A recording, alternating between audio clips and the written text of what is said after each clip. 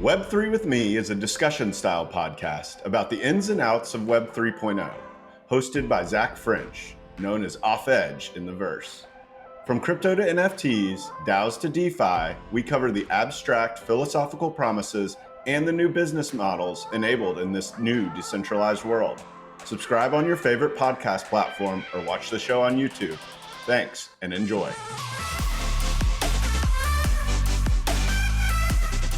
Zach French is a bar-certified attorney, and nothing expressed by Zach during Web3 with Me shall be considered legal advice. All the opinions expressed by Zach and his guests are solely their own opinions. All content in Web3 with Me is for informational purposes only. Zach and his podcast guests may maintain positions in the securities discussed during Web3 with Me. Hey everyone, thanks so much for being listeners of Web3 with Me. I want to take a few seconds to tell you about my exciting new B2B offering. It is the mission here to educate. I sincerely believe Web3 can make the world better for more people. Businesses shouldn't be left out though, so I've launched the Web3 Coach. It's a bespoke education experience designed to help your team understand how Web3 affects your particular industry or company and identify opportunities unique to Web3.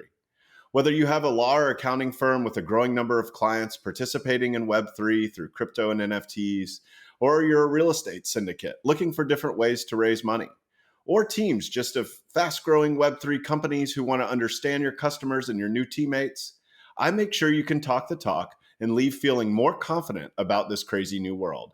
Please take a minute to check out my website at theweb3coach.xyz. Thanks so much and enjoy the show. My guest today is Creigh, known as CrayCreigh or Dr. Nifty in the verse. He's a thought leader, community builder, and top-notch trader in the NFT space. He's best known for identifying many top-tier projects early in their life cycle, including Punks, BAYC, Cyberkongs, Cool Cats, Doodles, Proof, and even more. He currently leads the Block Party Labs community and is involved with several others. His role models in the space include Kevin Rose of Proof, Tim Ferriss, and Zeneca of the Zen Academy.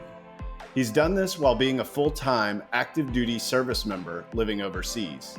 He intends to build out this community and fortify his place in the NFT elite. Creigh welcomes all to join him in his quest for NFT and crypto success at Block Party Labs. Creigh is one of my oldest friends in this space, and him and I share so much in common about being educators and onboarding people who have the right intentions in Web3. I hope you'll enjoy the episode. LFG, baby. Let's start vibing. Welcome to the show, Creigh.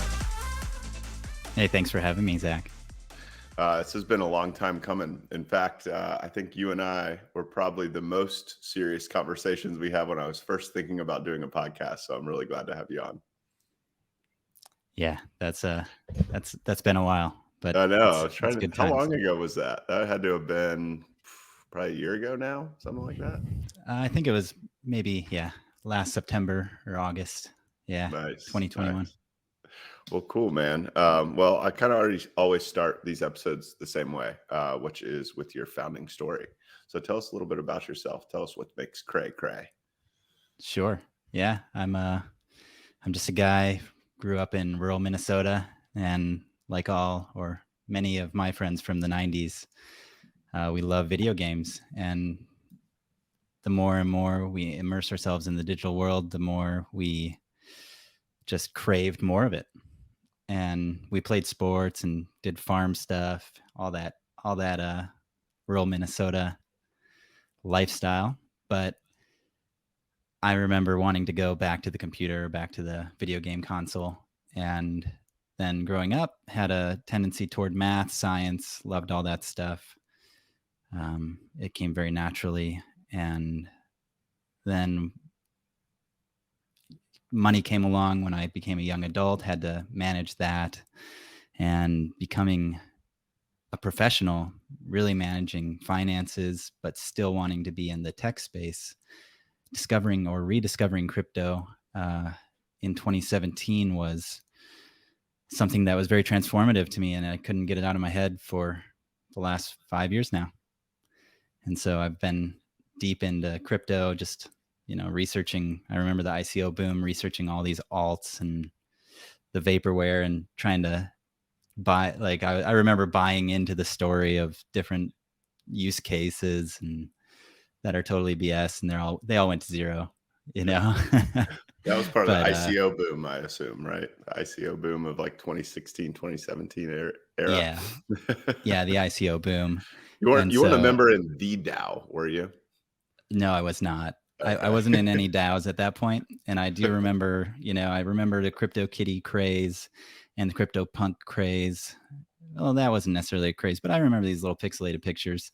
And I was, that was very early in my professional career. I didn't have a lot of disposable income, and I was like, even, $20 or $100, I'm not willing to put that toward this digital picture. I don't really understand it. And CryptoKitties, I don't understand it. This is too crazy for me. But in 2021, early 2021, I was taking a introspective view of myself and what I really like doing, and trying to figure out what I could bring to a larger audience, or what I could help other people with, and what I have helped people with in the past. And it would always recenter around finance. And then in finance, in personal finance, I particularly had a niche amongst my friends in crypto, just talking and explaining the whole point of decentralization and the blockchain and how it worked and what the purpose was and how it could impact the unbanked in third world countries, and how it could impact our financial system, and why our financial system may indeed need a slight or major overhaul. And even though I'm not necessarily the expert of experts, it is something that interested me greatly. So I remember fondly explaining that to multiple friends and getting them involved. And 2017 was our first go. So we made a lot of money really fast, and then we lost a lot of money really fast. And most of us survived okay with our losses, but definitely lived through that cycle in all of the phases that one can imagine. Yeah, and we're going through it again right now. That's right. Yep, we're in the depths of the bear market again. Yeah, I can only imagine. I do want to double click on your bear market thoughts at some point in this episode, Of because course. I think you are uniquely positioned there. But I do want to harp on one thing, and that is a background and I guess an interest in video games. It seems that there is a lot of overlap in this space, and people that did grow up really truly enjoying video games. What games were you playing when you grew up? Yeah, and that's kind of why I brought it up, because I've also seen that overlap. And, it started with the classics of Super Mario on the Super Nintendo, I guess, and other games on the Super Nintendo. But then really what helped me conceptualize cryptocurrency, Bitcoin, Ethereum, was playing and getting deep into World of Warcraft. So that really, when I came across cryptocurrency, it made sense in a click of a button almost. And then NFTs also made sense once I read the right synopsis and thesis on NFTs. And, when I first saw those CryptoPunks and the CryptoKitties, I didn't even dive into it. I was like, why would I buy these pictures? But once I came to realize that NFTs may be a way to digitally own items, such as a sword in a game like World of Warcraft, where I could potentially resell it, have some resale value. And of course, that use case is far away, but it is something that we can imagine at this point pretty easily. And that's what I was imagining in early 2021 when I kind of saw what kind of niche I could fulfill, is explaining and helping people grasp, understand, and be introed into this space. It's a common metaphor that people use, or analogy. I always confuse those. But it really is like, that was one of the first, I guess that was one of the first ones that really clicked for me as well. Maybe I heard it from you. I don't know. I got in for the art originally because I was starting to find my artistic side, but I think also the speculation didn't hurt, right? But let me ask you, when you were playing, when you did get deep into World of Warcraft, were people selling in-game items at that point, like on eBay or anything like that? Was there a market for that? Yeah, that's not a part that I really looked too deep into, a part of that game, but I do remember evaluating my character and seeing what it might go for. And I remember it being, somewhere in the $500 to $1,000 range if I sold my level 70 shaman at that point in time with its gear. And that's, so I know there was some sort of market, but I didn't really dive too deep into what gold, like what 100 gold would go for, what a certain rare item would go for. I'm sure there was some dollar value, but I was more into what it would go for on the game. in World of Warcraft gold. I just wanted to play, guys. Is that okay? I don't always want to sell everything. So let's walk us through the first introduction to crypto in 2016, 2017. I don't want to make any assumptions here.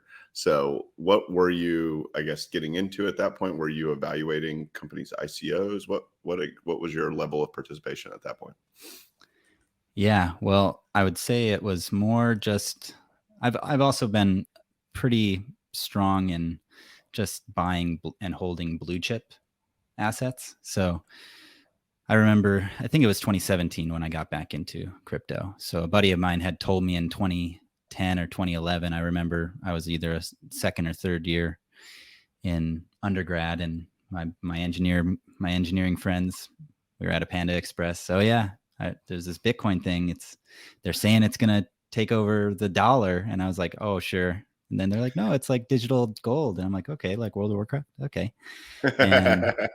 And it was like 70 cents at the time. And I said, oh, sure, I'll buy like $5 worth. If you really think, like he said, oh, it could go to $1 million or something. I'm like, great, I'll buy like $5 worth and I'll get 6-7 Bitcoin or so, depending on the price at the moment. And he's like, oh, you can't just buy it. You got to go mine it. You got to have a computer to mine it. And I was like, oh, well, how much does that cost? And he told me, and I'm like, well, I can't afford a computer. I got $20 in my bank account. So then I just put that on the back burner. Didn't think about it again until 2017. I guess I skipped the headlines in 2013 when it was popping. Yeah. But 2017, it came back on the headlines. And then also a buddy asked me if I knew about it. I'm like, oh yeah, I do know about it. What about it? And he's like, oh, it's $3,000. And I couldn't believe it. I was like, oh, you got to be kidding me. Yeah. I put that on the back burner for the last 7 years, and this is what happens. And 70 cents to $3,000. Yeah. So in retrospect, I'm like, okay. Yeah, in retrospect. And so I was like, that's why I wanted to buy $5 worth. Because that's what I had in my bank account. Yeah, you're like, I could afford. Give you like 1/4 of my net worth right now. Yeah, exactly. As a whatever 19, I was at whatever I was, 19, 20-year-old. Yeah. And working my butt off, but still paying all the bills I had to pay.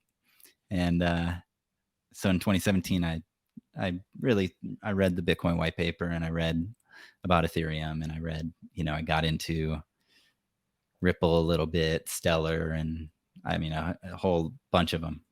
What were your kind of early thoughts? I guess like you knew what Bitcoin was, and at 2011 you didn't invest, but and you presumably read the Bitcoin white paper before you read Ethereum.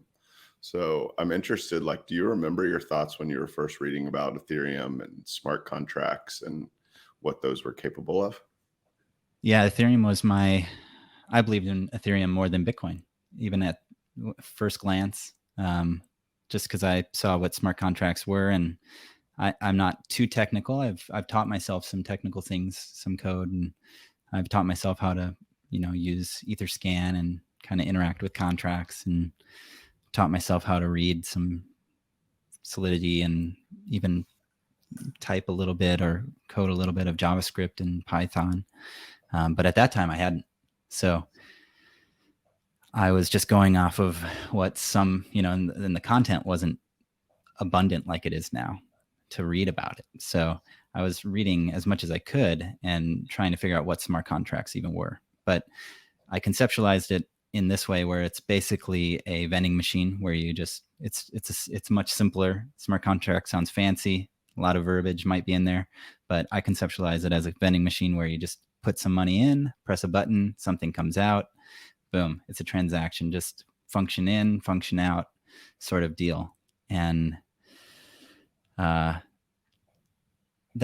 struck a chord with me where, okay, that can all be automated in a digital realm and not require something like a bank to release funds. And I was still having a hard time conceptualizing what it could mean in the real world.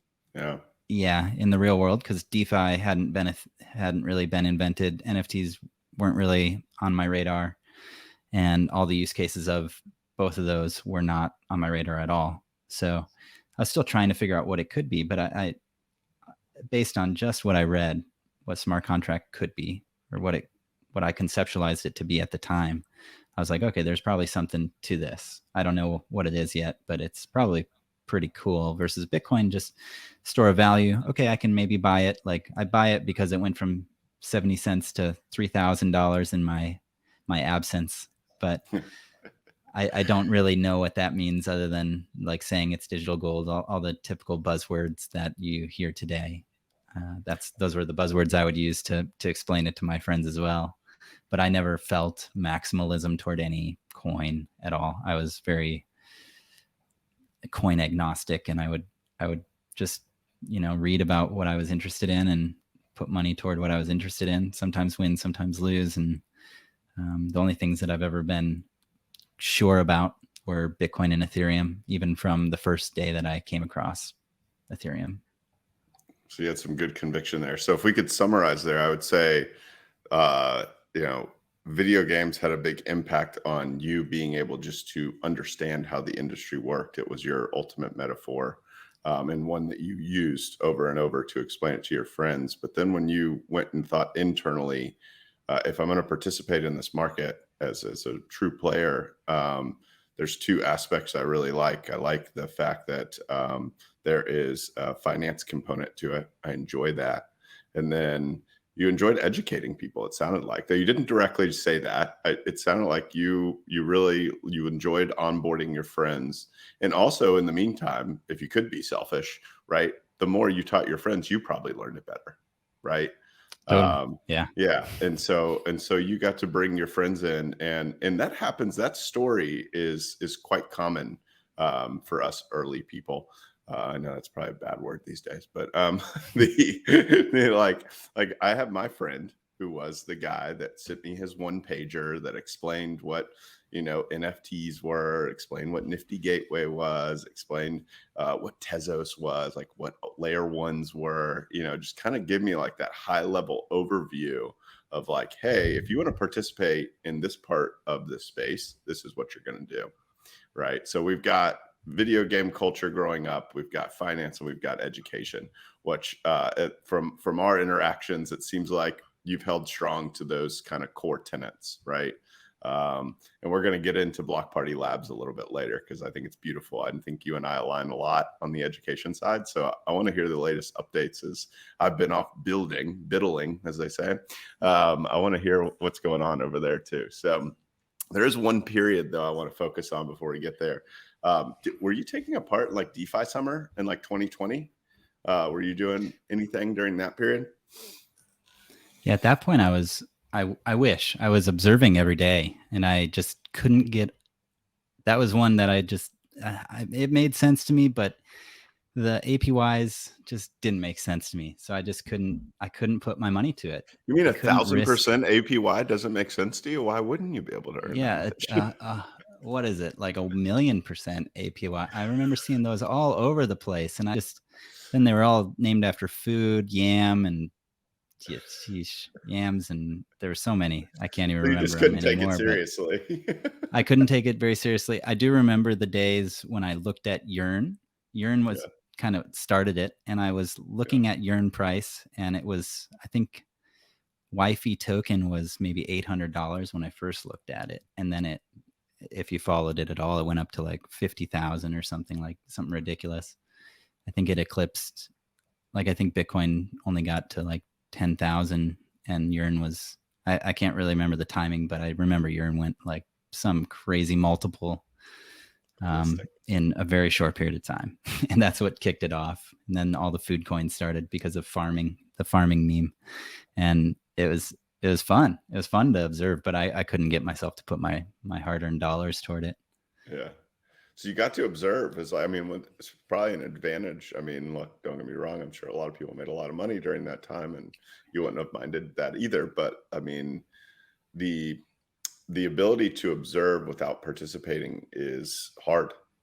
It is, to have that level of discipline, self-control, and not just go speculate immediately. So kudos to you on that one. Well, I don't know. Yeah, I mean, yeah, you can. There's two sides to every story, but that's right. I can say, like, I'm the opposite personally. I will get into something and just dive head first. Let's go, for better or for worse. And I will convince myself that I need to do it now. Now, I've actually, over this course of, what we're going through now in this bear market, I've learned that, any decision that I'm typically thinking I have to make immediately is not a good one. It's, whatever deal I'm going to get on an NFT or a cryptocurrency or something, like, it's probably not going to go away. And if you wait a few days and do a little bit of analysis, or a few weeks, or maybe even a few months, there'll be plenty of other opportunities. So it's a good characteristic, or a good value to keep in mind when you're looking at this space, especially. Yeah, no doubt. The FOMO that people have become so accustomed to the past 2-ish years is not a good habit for a bearish period. Yeah, but damn, it's really good to play on human emotions, isn't it? You can really get people to just go nuts over your thing if you start to build that FUD, that FOMO, those strong, like, emotions of fear in people. Oh yeah.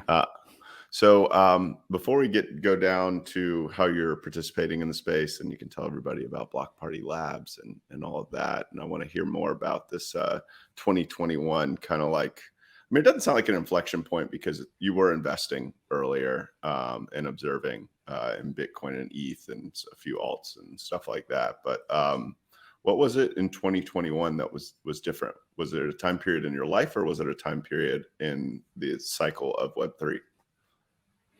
It was a time period in both, I would say. I was looking for an opportunity to teach and expand my network. First of all, I wanted to just find some audience, 5 people, 500 people, whatever it may be. And I was making connections on Twitter. I think that's a great place to network. And over the course of COVID, that's what a lot of people turned to. A lot of people spent a lot of time on Twitter, and so did I, and made a lot of great professional and personal connections through that. But also my evaluation of the crypto space, I was thinking, okay, so I do want to teach. I want to do something probably finance related. Crypto, it seems like it's getting pretty saturated, but there's a niche within crypto that I really, really haven't explored much, but I also don't see being talked about at all. And that is NFTs, because they had come on my radar around the same time as DeFi Summer. There were some CryptoPunk sales, and there were some NFT stuff being built out. I think I distinctly remember something called Ave Goche being built out in summer 2020-ish timeframe. And then when I came to that period in 2021, early 2021, January, February, I was like, yeah, there might be something to this NFT thing. I remember that from the summer. And so I just dove down the rabbit hole. At that point, you could cover almost all the content on NFTs pretty quickly. And so I was planning on building out some content myself, and I started the process. And then that was right when Bored Apes started coming out, when I finished kind of my outlining. And Bored Apes came out in April, early May, and just started this craze where then I remember Gutter Cat Gang came out, and Yetis came out, and then just a whole slew of profile picture copycat projects. And I couldn't imagine that it went on this long, but because I was there in January, and we were like, oh man, how long can projects be copying CryptoPunks? And but I was lucky to have read almost everything about NFTs up to that point before it was a thing that now people have hundreds of thousands of followers on Twitter, just NFT accounts. Back then it was like 10, 20,000 followers as an NFT account. You're pretty big. So it was pretty cool to kind of follow that track all the way through. Did you start writing content in 2021? Is that when you first started like your website and everything? That's right. Yeah. What was the name of the website, or what is the name of the website? It's blockpartylabs.io. Yeah. Okay. And on that website, you had different educational material that you were producing. Was most of it written? Yes, correct. Almost 100% of it's written. Okay. So did you tend towards the written word as opposed to the like starting a Twitter or Spaces? I guess I don't know if Spaces was out. Spaces. So yeah, this was during the Clubhouse days. Okay. So this was when when Clubhouse was alive. Yeah. This was when like almost all NFT information was on Clubhouse. I remember a Clubhouse room where Bored Ape Yacht Club was dropping.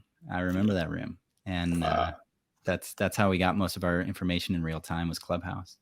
And unfortunately, I haven't caught the Twitter Space trend because just time zone issues with the people that I interact with for the most part. But the written word, and then I was hoping to build out a video, podcast, audio, but getting goods from the States has also been a challenge. And luckily, I've just gotten a lot of the goods recently. Nice. For those that don't know, I'm hanging out in Japan, so getting some of these goods that I was hoping to grab can be a logistical challenge. Not always, but sometimes. In this case, I can only imagine. Especially right now. It's hard for us to get stuff, and we're kind of spoiled in the States. So yeah. And Japan has a lot of good options. So I was able to find some stuff, but it's COVID time, things were closed. Not everything was available. Yeah. Supply chain issues. Everybody know. Yeah. We all know the story. What are you going to call your podcast? Make sure that any of the listeners want to check it out when you start it. Yeah. So I might actually go through some rebranding. So this is to be determined, TBD. Uh-huh. But the current plan is to make it Block Party Labs, or Block Party Podcast, I guess, but have Block Party Labs be kind of the parent above it.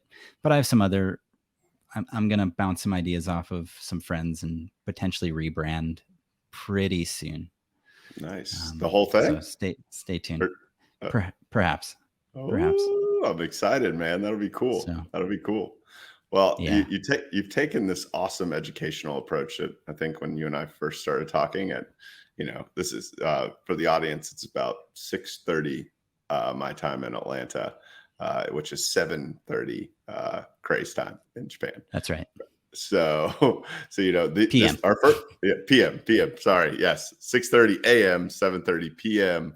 That's right. This was our first talks. I remember sitting at the table with you. I believe I had my daughter in my hands. It was, you sure did. So it must have been post August 24th last year. At least I know that much because she was born, and now she's almost a year old. But it's just so cool that we could connect out here and like really connect, not just on hey, you're in NFTs, you can speak my language, but hey, you're in Web3 and you want to educate, right? You're not out here to pump bags. You're out here to teach people how to do what you do. And I mean, you've been very successful at it, right? Which I do want to dive into kind of your mindset as you got deeper and deeper into Web3. But before that, we get to ask my favorite question on this podcast, which is, how do you define Web3 when you meet people? Sure. I know some of it's contextual, but how do you define it?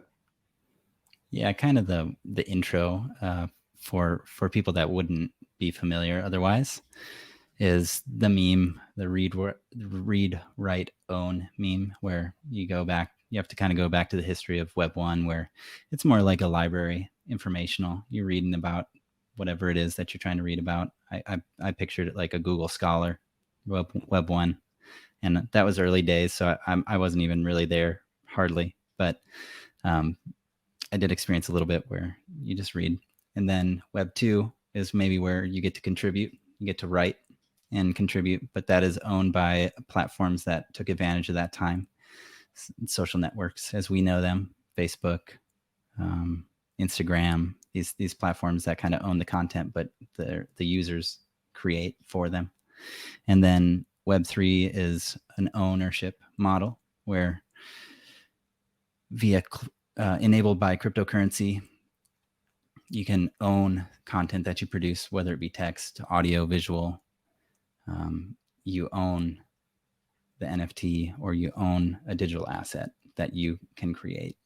You can own a token where you create the token, or your community creates the token. And that's kind of the quick explanation for people that aren't familiar. And otherwise, Web3, just basically crypto. It's the fancy label for crypto, but with NFTs, we get to add that ownership model into it. Yeah, there's two ways I describe it too. So it's funny. If I am talking to someone who has no idea, and I'm not 100% sure really wants to know what it is, then it's everything that it derives from blockchain technology.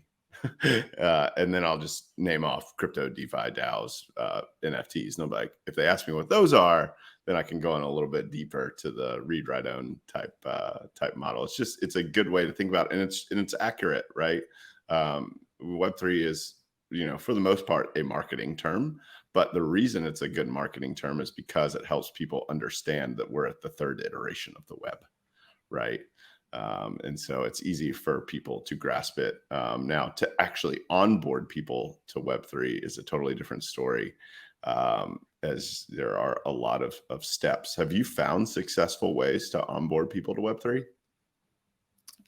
It really, this is one where it's like any job, any supervisory role. You can't train or onboard everyone, especially with something that's pretty labor and knowledge intensive. So it really starts with the person's interest. And so if they're interested, they'll be willing to put in the work. They'll put in their 50-80% of the work, and you can put in the rest to help them. And I'm happy, and I love to do that. But reaching out to people that have no interest, I like to reach, but I'm not going to stay around very long and poke and prod them, because that interest may just never come until the time is right for them. But having success onboarding people, it all starts with the interested person. And then, I think we could get people fired up and ready to send their first cryptocurrency or buy their first NFT within an hour from zero, if they're actually interested. Yeah. And that's a beautiful thing, because then that enables so much. I even recently last week talked to a friend who has family in Turkey, across the world, and they send money every month to help support them. And so I was like, well, how is that process? It's pretty cumbersome. They got to go on a certain day to the bank. They got to get it released, or they have to call on a certain day, and they have to get these passwords and everything. And then the other side has to also do the same thing. And then they have to wait like a week or two for the transaction to actually go through and for it to be received. And it's like, well, how about in an hour, we just get you set up where you can send money from a MetaMask to their MetaMask or their cryptocurrency account on an exchange. And they showed instant interest. And those are the people that are very easy to onboard, because they have a motivation to get involved. Yeah, that's interesting. So it's like, you answer the question with, what is the person's intention first? And I'm happy to teach you, but you need to be taking it seriously. And I agree wholeheartedly. I like that reframe of it, because one of the big promises of Web3 is this level of autonomy that people have never experienced before, right? And some people just don't want it, which is totally cool, right? But if you find that use case that is of interest to you, where you're ready to take it seriously, then we can start talking a little bit more. But there is a high technical barrier.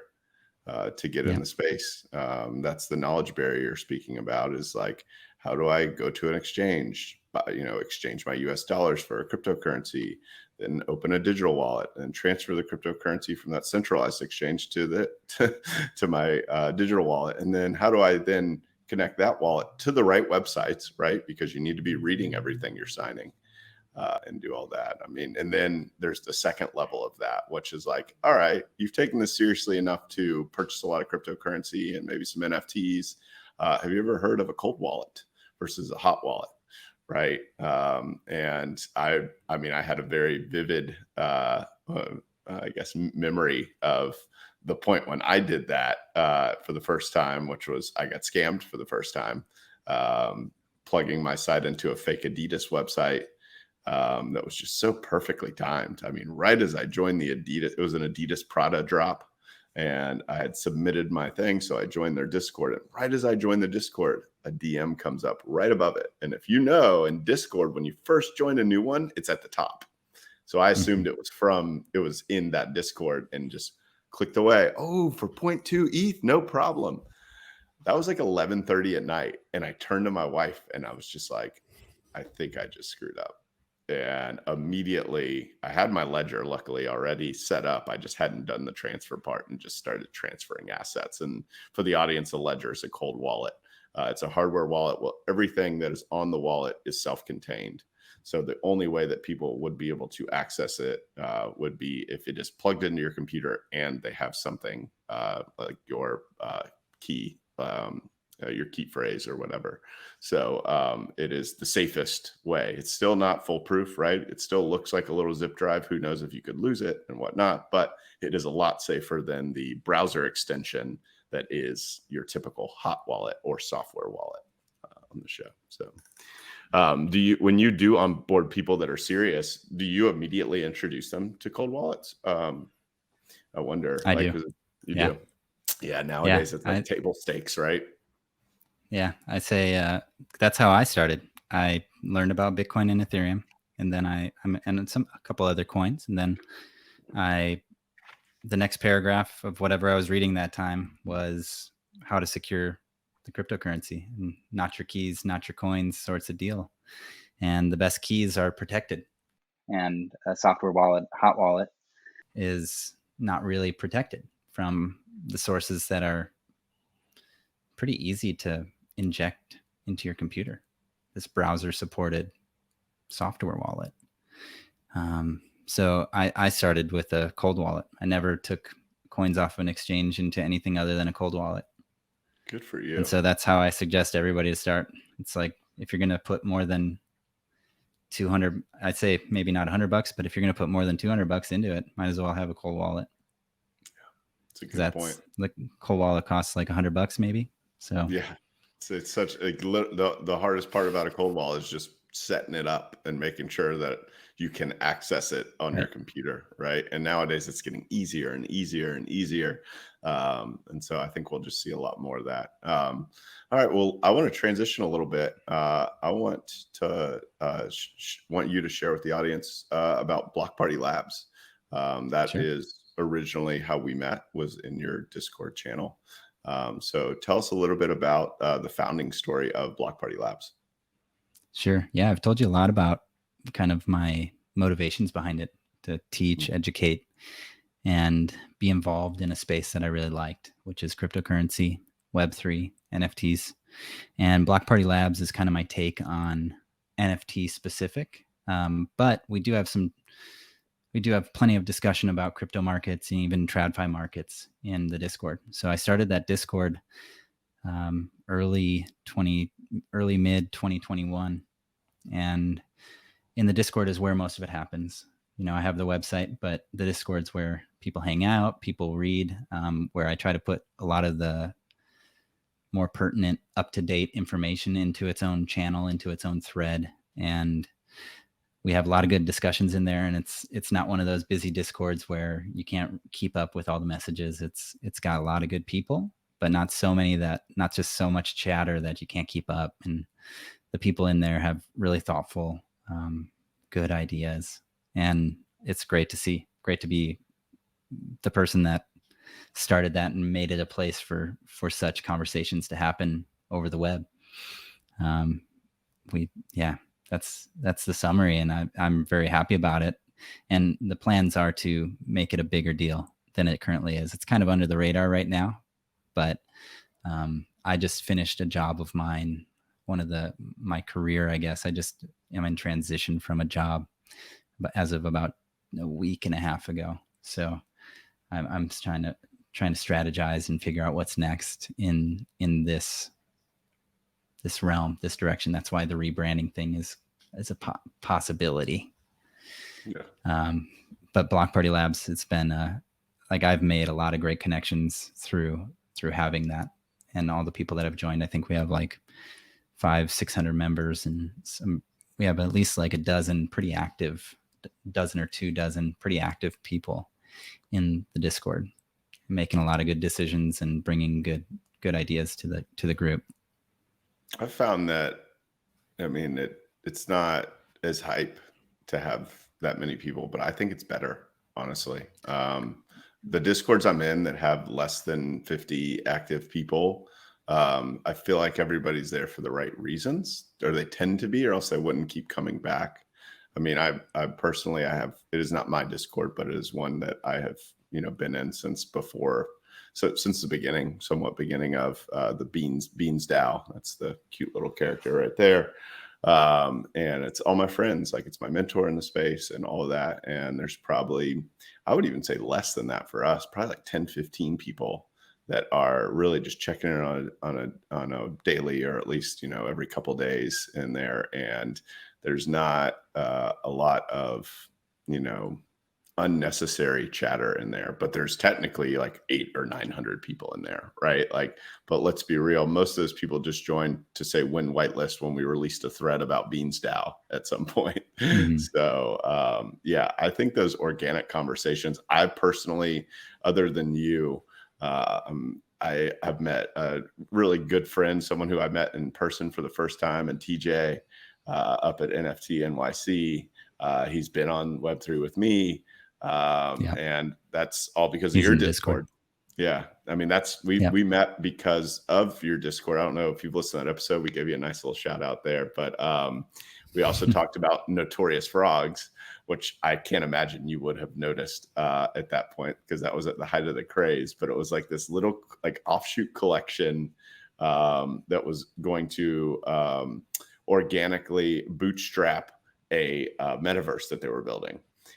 And the way that they brought in new members was what I thought, and has still been a pretty unique way to partner, which was not a whitelist partnership, which is I think what we're most used to in the NFT space, but it was a partnership where they said, hey, these 3 collections, which was Guttercat Gang, Wicked Craniums, and one other one, I drawn a blank, but like, you guys are going to have spaces in our metaverse if you want them.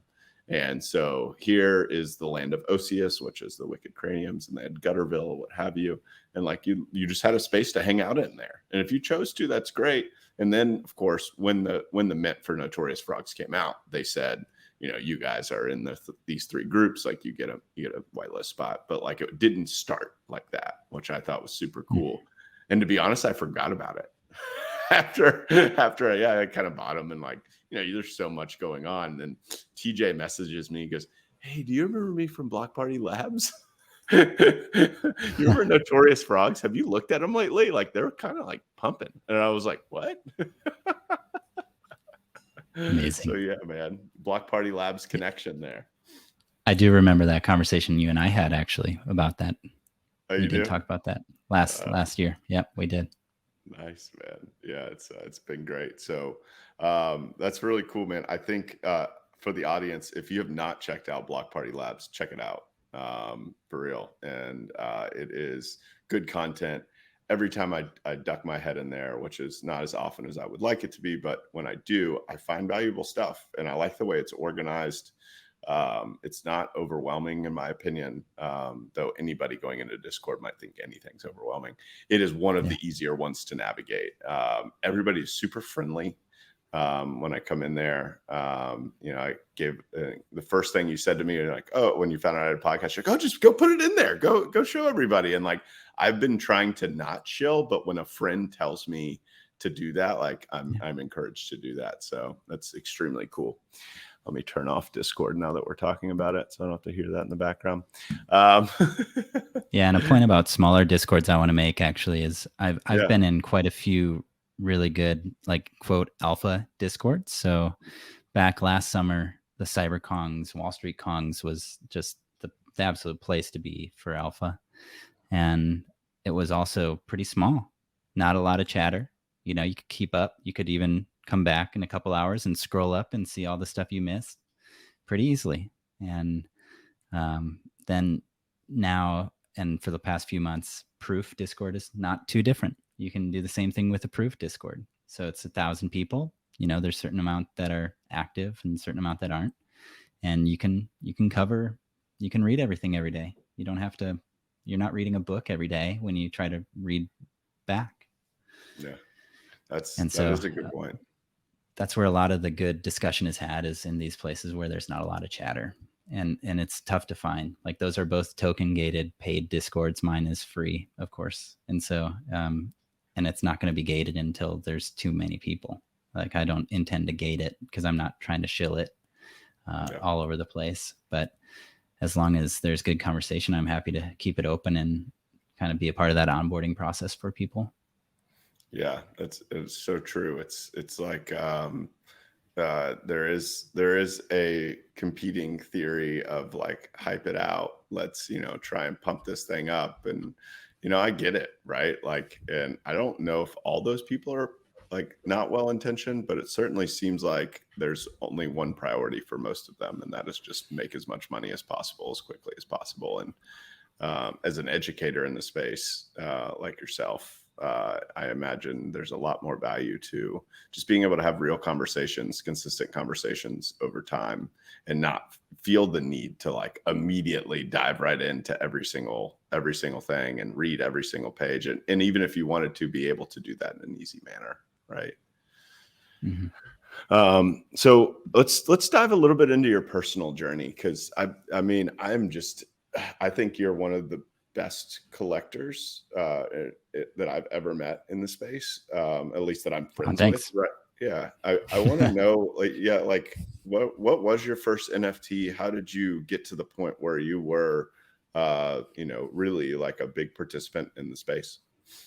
Yeah, I do remember, when I first started kind of testing the waters out for myself, so that I could, I was testing the waters so I could teach.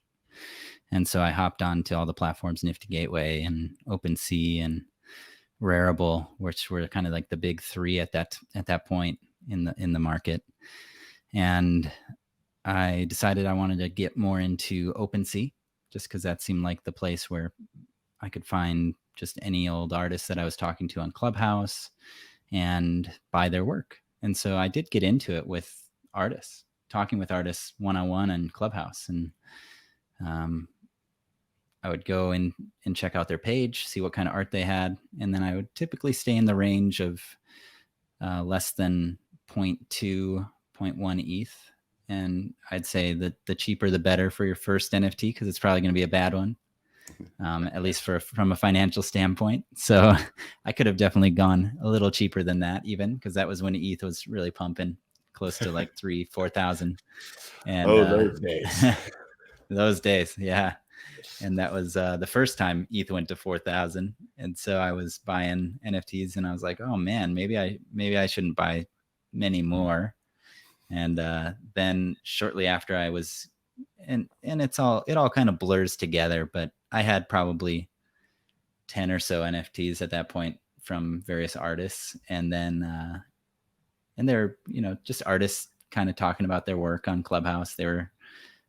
I think they were doing pretty well for themselves, to be honest, because they were making ETH hand over fist, and just from one or two people like me, and then having one or two conversations like that every day, that's maybe a couple $1,000s a day for a little while, if they could get one or two sales a day, like from people like me buying one or two pieces at a time.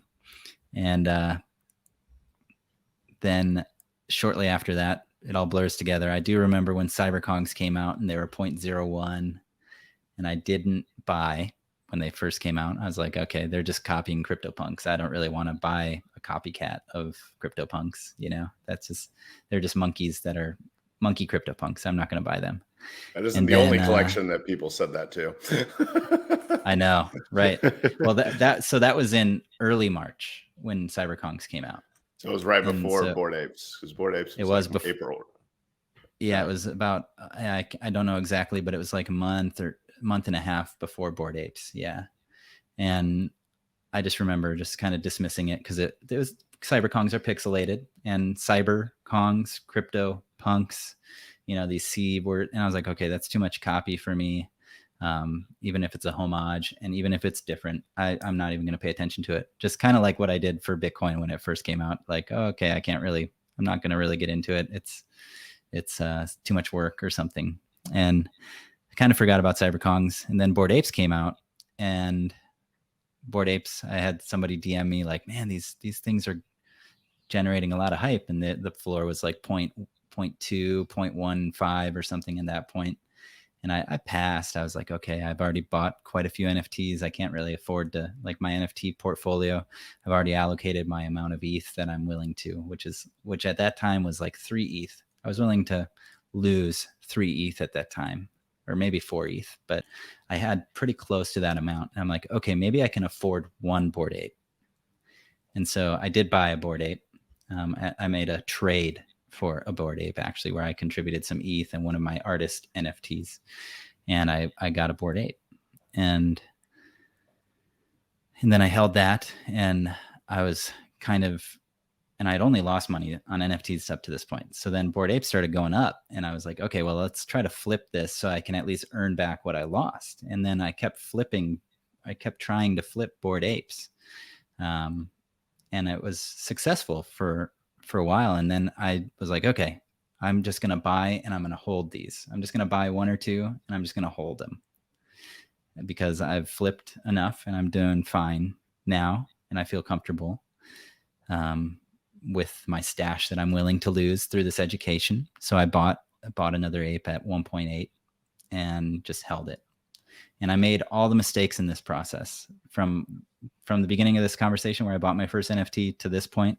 I've already lost a lot of ETH through using different platforms like, like NFTX and stuff like that. I've lost ETH, like not being scammed by people, but just like misusing platforms and kind of like throwing away ETH on my own. So I made a lot of mistakes, of course, and bought NFTs that were worth 0 instantly when I bought them. Everybody, if you're new, you're probably going to end up doing that.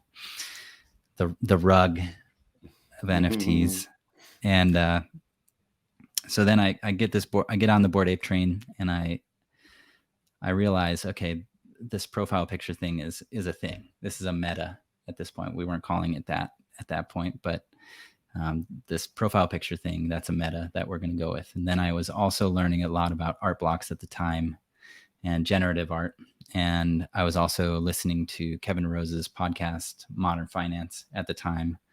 And then since then, he has rebranded to Proof, and now that's a huge NFT brand. But consistently educating myself with various podcasts like Proof, Modern Finance, Zima Red, Matt and Rizzo, I think, is one that I was listening to, and then reading a bunch of substacks and anything that I could on NFTs. It led me to 2 things. It led me to profile pictures and generative art. And so at that time it was Bored Apes. Then soon after, I realized CyberKongs were a thing. So Bored Apes, CyberKongs, cool cats, gutter cats, and then generative art like art blocks. And unfortunately, I never picked up a Fidenza because I was still stuck with that 3 ETH where I was trying to only use, or 3 or 4 ETH, where I was trying to only use that amount, no matter how much it grew or how much it shrunk. And so the Fidenza just never quite fit in that budget, unfortunately. But I did do some other art blocks that were successful, and I still hold squiggles and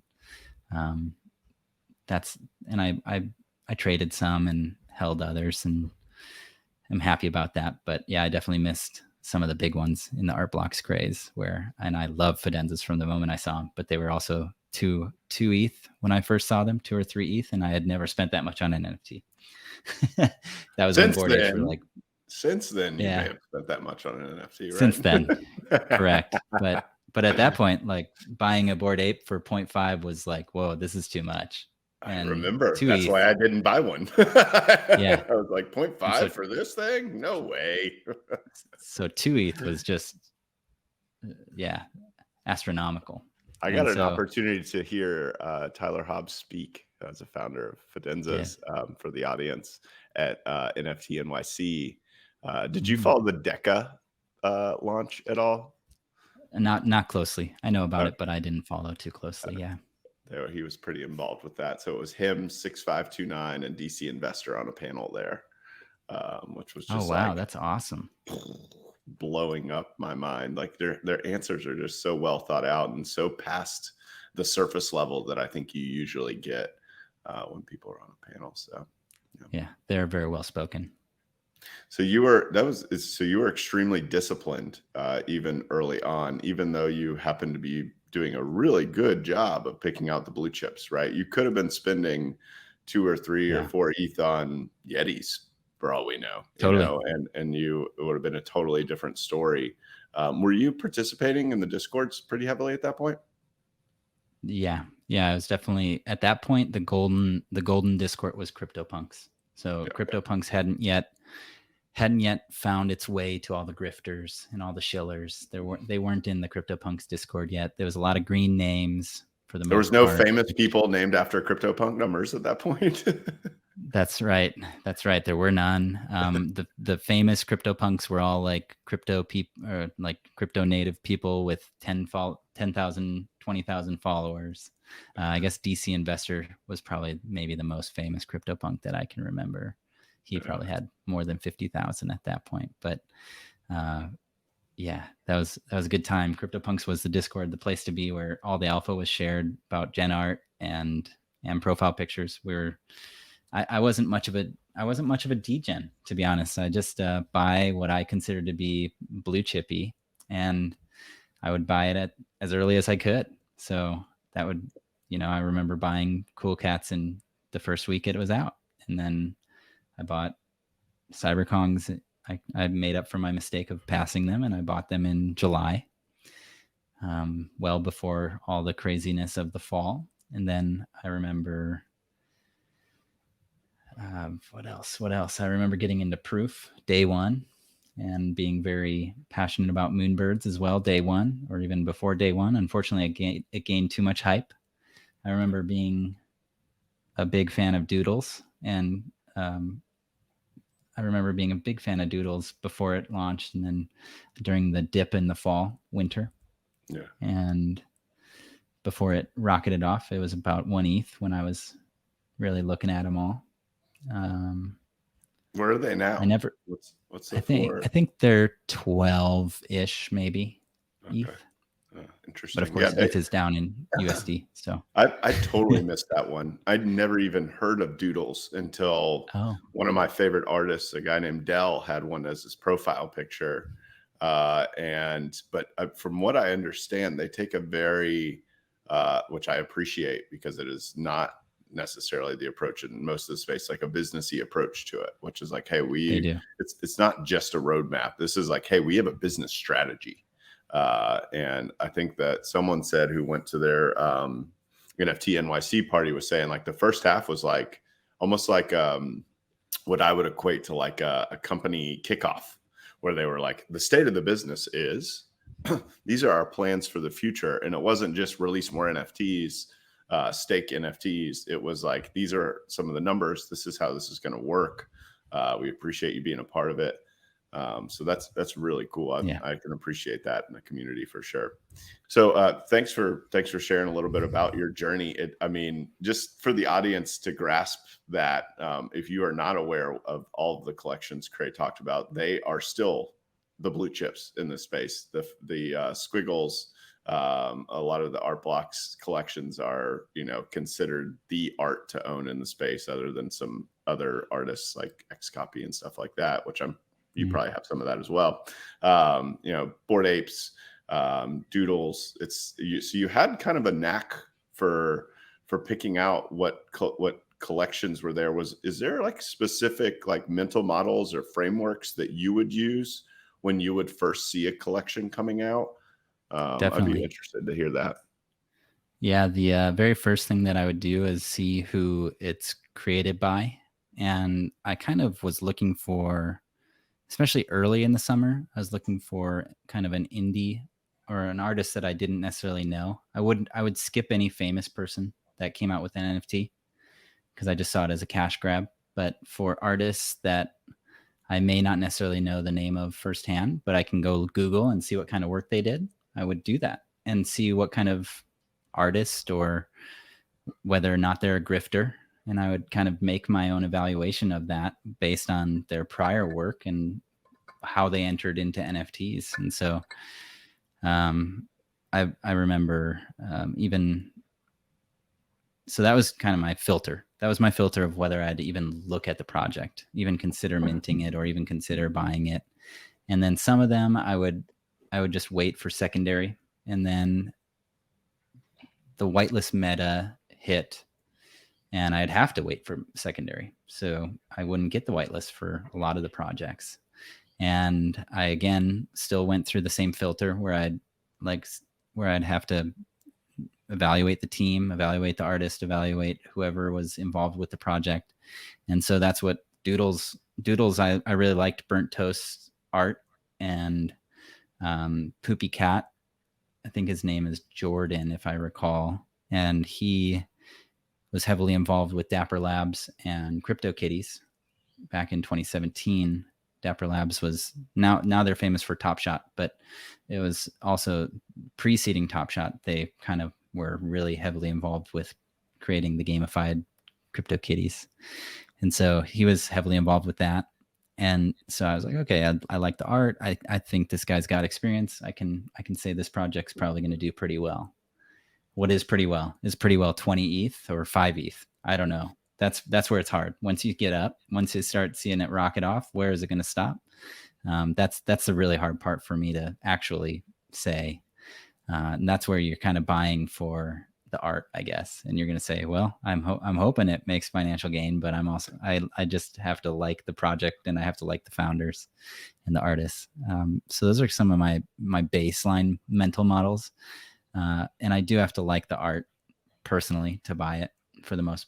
I've degened my own share, but to actually hold it and expect it to be a blue chip, I have to like the art, because that's what's going to bring mass appeal to an audience. And then the third thing I evaluate so that's the team. Then I evaluate the art. And then the third thing I evaluate to see if it has staying power as a community. So I see if there are people that I'm familiar with in the Discord. I see if there are people that I'm familiar with on Twitter tweeting about this project. And then I kind of see the general conversation about whether it's going to go to the moon, or whether they like the art, or whether they like the team, whether they like the roadmap. And then I evaluate whether or not the team is going to continue executing on the roadmap, or execute in a way that is unexpected but fun for an audience, like a treasure map. And that's what we've seen. And those were my theses for every single project, and that's what we've seen be successful. So I guess I got lucky that my mental model happened to be correct early on. And what's your analysis too? I mean, I think I wouldn't think it's like novel to say a lot of these things, but to actually stick to them is what is the difference, I think, right? Like, to not get caught up in the hype. And it sounds like number 4, when it comes to execution, might be one of the models that you use to decide whether 5 ETH is enough, right? To say, are they continuing to execute? Does it look like it's growing, or is it growing off hype? And, maybe the hype dies after a while, right? Sure. Yeah. That can be tricky. But yeah, that's like a combination of execution plus the community's fervor and staying power.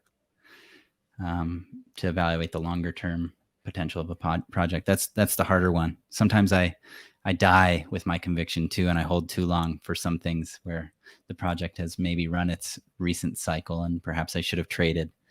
But that's a whole nother issue. So I guess we've kind of got your models. We've kind of got, how you're participating in the space from a, I guess, organizational or educational perspective. We've got a lot of exciting stuff on the horizon for Block Party Labs, whether it's a rebrand or whether it's just a big announcement, which, I'm particularly looking forward to. I can't wait to see what you're going to do. But also, we are in the depths of a bear market right now. Everybody's a little bit quieter, and I think that's natural, right? There's a lot of reflection that happens. We flush out a lot of who I would consider maybe not long-term players in the space. How are you approaching the bear market, both from a personal perspective and a collector, an investor, and also from the Block Party Labs perspective? It seems like you're very good about making sure that everybody's got a good gut check. So what is your general approach to this time? Yeah, first of all, you have to be comfortable with your situation. So if you're panicking every move, find a way to make that stop. And that could be giving yourself more USD in your bank account, more stable coins. That's a safe stable coin. Getting your allocation right. That's the very first thing I have to do for myself, and that I recommend everybody do. There's a degen part of our portfolio, which is pretty fun. That's the fun part, but maybe in the bear market, it's not as fun. So it's all about positioning and constantly reevaluating. So I stuck to my principles from day one with NFTs as well. And I never varied from that. And if I did, I was anxious and felt all the things that people are feeling now. And I had to rebalance. And I did that. And I had to rebalance because I was losing sleep. And so even at the peak of the bull market, I was losing sleep because I was like, oh man, what if this all goes to zero tomorrow? And so I would constantly reevaluate that. That's probably some 2017 PTSD hanging out, where every dip kept dipping. And so that's the very first thing, is get your allocation right, get my allocation right. That's the first thing I did. And that's what I constantly do. And doesn't sound like it needs to be mathematical either. It sounds like it mostly needs to be psychological. Yeah. And I have a mathematical model to follow, but I have a psychological gut check for myself. Yeah, definitely. Where the sleep, I already don't sleep well. So when I notice that I really don't sleep well, it's not great. Yeah. And then what it would be next? The next thing I was going to say is patience is the next thing. In a bear market, there's no rush for anything. There's no FOMO. You don't need to have FOMO. You might see a bounce. You might see something bounce 50%. Moonbirds might go 100%. They might go to 50 ETH in this time. Bored apes might go 150 ETH if the right catalyst happens. And other side land might go 100%. But they probably will come back to Earth at some point again as well. And same with ETH. ETH might go from $1,000 today to $1,500 in 2 weeks. But I'm not chasing anything. I'm just being patient, and I'll accumulate when I think the time is right. And I will probably, I usually mention those things in my Discord or on Twitter. And I try to make it, I'm probably not the best at making it obvious when it's a trade versus long-term accumulation. That's definitely constantly being reevaluated as well. But those are things that each person can make for themselves. Each person can make that decision for themselves, what they're comfortable with, and to allocate. That's where it all comes back to allocation. So if I make a trade and it's successful, maybe some other people do too, but maybe some people are holding. And I'm not one to tell you one is right and one's wrong. I'm wrong a lot. So I'm not afraid to admit that. I try to be right more often than I'm wrong, but I try to share my ideas and what I'm thinking so that other people can at least know that I'm thinking, and they don't have to copy. They don't have to follow, but they can know some thoughts. And those are kind of my two guiding principles after living through 2017, getting the allocation right, being patient. Yeah, it makes a lot of sense. And yeah, it's as people go through that process, all as a community manager like yourself, and I mean that, and not the term of art way. Obviously, you're more than you are the creator of this, but like just managing your community, just knowing that you're there for people, but you're not the answer, right? Like I'm not going to be able to tell you what you're comfortable with. You got to decide that for yourself. And I've gone through those sleepless nights. I have a lot less of them this time around than I had in 2021 when all of my Nifty Gateway portfolio was down 80-90%, right before the PFP craze. But yeah, it's hard to be patient. And to be honest with you, like for me, what was comfortable was what's in is in, right? I don't do much rebalancing. Other than maybe getting out of a few soul projects recently. But I mean, it was just like, hey, it's there. I'm with these communities. I've put I've done my analysis of who they are, of the artists, very similar to what you have done. And I'm in it for the long haul, and I know that this may not be the thing that boosts me into, stupid amounts of wealth. And I'm okay with that because I love the art. I love the artists. I bought the art with my friends. And honestly, after going to NFT NYC, it reinvigorated me especially for Deadfellas, which is my shirt in case the audience does not know. It's just, you got to be comfortable where you are. And that can be mathematical calculations, that can be psychology or whatever. So, but both Creigh and myself are here. You'll know how to get in touch with Creigh from the show notes, and Block Party Labs and all that wonderful stuff. And Web3 with me, feel free to reach out to me off Edge on Twitter if you want to chat about it, because it's not easy, but it's, if you want to participate for a long period of time, you got to go through these cycles, and there's going to be more of them after this. So cool. And I will say to the audience too that both Off Edge and myself, and then in my Discord, almost every single person has got a great head on their shoulders, and that we're all supportive and want to help and want to lend an ear if anybody needs it. So I've done that on Twitter, and I'm sure Zach has done that for some people on here, and it's helpful to some people, and it's even therapeutic for us. So it's something we're all in it together. So don't be afraid to reach out. The worst that can happen is no response. Don't, or no, but that's with people that I mentioned probably won't happen. We're very supportive. Yeah, for sure. Slide into our DMs. We got you. So I always like to close these shows with a closing question of the future, which will make a lot of sense because I think a lot of people want to find out what that is right now, right? As comfortable as we are in this bear market, we want to see what comes out of it, and which is usually some really exciting developments. So tell us a little bit about where you see yourself in Web3 in the next 6 to 12 months, which I would consider the short midterm.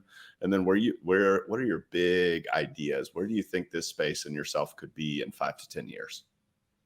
Yeah, that's a great question. That's a really great question. I think in the next year or so, I see myself and the space being in kind of a build mode. So if anybody follows the Bankless podcast, that's kind of what they did in 2017, 2018. And I didn't even start following them until kind of mid last year, but they did a great job, and they built up their audience, and they've got a lot of great names on their podcast now. And I hope to build something perhaps like that, but also I've also delved into the code and trying to teach myself how to program a little bit, either just so I can understand or contribute to a project, perhaps that I start, or just so that I can evaluate a project that is brought to me a little bit more in depth, so I can, and maybe it's going nowhere, but I just have a curiosity for that. And then the space in general, I think it's time to the next year, time to observe and make high conviction bets if you have them, and be in no rush, have a lot of patience. And then in the next 5 to 10 years, I see a lot of things being transformed by cryptocurrency, blockchain, and NFTs, where we already saw a lot of that in NFT NYC. Unfortunately, I couldn't make it, but the token proof, right? That's the company that, man, that's going to be an amazing startup. That already is an amazing startup. And there will be more things like that, token gated access to IRL events and experiences, as well as token linked assets in the real world. So probably from contracts to ownership of houses or cars to digital authentic certifications, like a degree, like a doctorate or a bachelor's. All those things can be tokenized and be more authentic than a paper or something in some system from, who knows, 50 years ago. So I think it's going to be much easier to authenticate those credentials when they become perhaps NFTs on the blockchain. At least that's the vision I see. And for myself, I hope to be deeper in the space and at least contributing to one of those use cases, whether it's education or actually building a product or both. So hopefully it's a big enough empire in 10 years that both are something on my radar. Yeah. Yeah. And I think learning how to build, right? Like that costs nothing but your time right now. Like, I mean, I'm sure there's classes you can pay for and to get really good at things, but there's a lot of free resources out there. I've got a few that I can link to in the show notes, and, Creigh, feel free to send me what you're working with so that the audience knows that they can go learn how to do that too. Even if it's just how to read a smart contract, right? Or something like that. Like, I think that's a really valuable skill to have. So it's really cool that you're doing that. Yeah, sweet, definitely. Man. Well, last thing, how does the audience get in touch with you? What's the best way to reach you and Block Party Labs? Sure. Yeah, you can find me as CrayCreigh on Twitter, CrayCreigh. That's at CrayCreigh on Twitter. And then the link in my Twitter profile is the Discord. So come say hi in the Discord. A lot of people will be happy to see you and happy to interact with you in the Discord, including myself. So I'm there every day. Sweet. Awesome. Well, thanks so much, Creigh. This was super enjoyable, and glad we could connect on the show. Yeah, thanks, Zach. Great to see you again, man. Yeah, you too. All right. Thanks. Thanks for joining Web3 with me. Make sure to follow us on YouTube, Spotify, and Apple Podcasts. Also, if you enjoyed the show, please leave us a review, as it'll help us reach more people. If you want to connect with me personally, you can find me on Twitter @offedge_. Thanks for vibing in the verse with me, and hope you'll join us next time.